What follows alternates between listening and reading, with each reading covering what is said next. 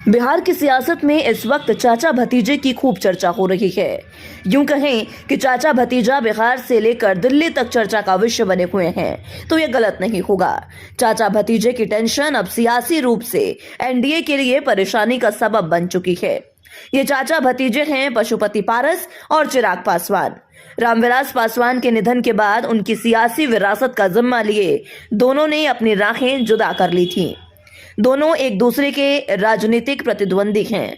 अब इनकी जंग चुनावी मैदान तक पहुंच गई है। चिराग को 4 सीटें, पारस को बस 1।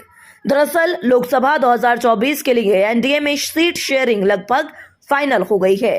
सीट शेयरिंग के फॉर्मूले के बारे में मिली जानकारी के अनुसार जदयू 16 सीटों और बीजेपी 17 सीटों पर चुनावी मैदान में उतरेगी।